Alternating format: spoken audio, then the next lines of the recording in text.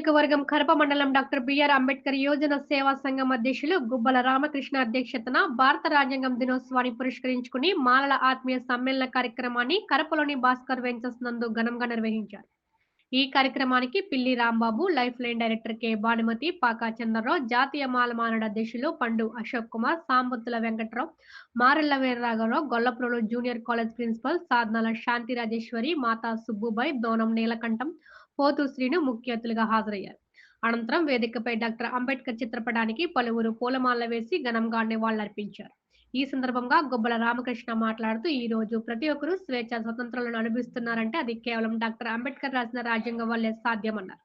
అనంతరం life line hospital managing director K Bhanumathi మాట్లాడుతూ, అంబేద్కర్ యోజన సేవా సంఘం ద్వారా ఈ కార్యక్రమంలో అందరినీ కలుసుకోవడం ఆనందంగా ఉందని, మాలలు తమ హక్కుల సాధనకు ఒకే తాటిపై పోరాడాలన్నారు.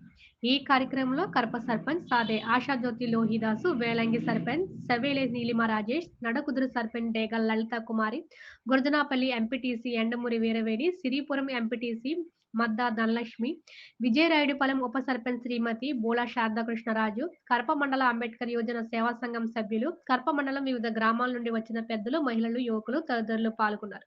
కార్యక్రమంలో ఎండమూరి గ్రామానికి చెందిన చిన్నారులు చేసిన నృత్య ప్రదర్శన విశేషంగా ఆకట్టుకుంది. దినోత్సవాన్ని పురస్కరించుకుని కరప మండలంలో అంబేద్కర్ యువజన సేవా సంఘం ఆధ్వర్యంలో మాలల ఆత్మీయ సమ్మేళనం కార్యక్రమాన్ని ఘనంగా నిర్వహించడం జరిగింది. మరి ఈ కార్యక్రమానికి 24 గ్రామాల నుండి కూడా ప్రతి ఒక్కరూ ఇందులో పార్టిసిపేట్ చేయడం జరిగింది. అలాగే ఓన్లీ మాల నాయకులు, మాల కులస్తులు తప్ప ఏ ప్రజాప్రతినిధి ఉన్నత కులాల వారిని కానీ ఇక్కడికి ఆహ్వానించడం జరగలేదు. మేము ఒకటే చెప్తా ఉన్నాం, ఈ దేశ మూలవాసులం మేము. ఈ దేశానికి భారత రాజ్యాంగం ద్వారా ఒక సుపరిపాలన విధానాన్ని అందించినటువంటి బాబాసాహెబ్ అంబేద్కర్ గారిని స్మరించుకోవడం కోసం మరి ఈ ఆత్మీయ సమ్మేళన కార్యక్రమం ఏర్పాటు చేసుకోవడం జరిగింది. ఈ కార్యక్రమానికి మరి సవలి రాజేష్ గారు అధ్యక్షత వహించడం జరిగింది. అలాగే అన్ని గ్రామాల నుండి కూడా ప్రజలు మరి చాలా బాగా తరలి వచ్చారు. మరి ఈ మండలంలో ఉన్న మాలలంతా ఐక్యంగా ఉన్నామనే ఒక సూచిక ఈ కార్యక్రమం ద్వారా మేము తెలియజేయడం జరిగింది.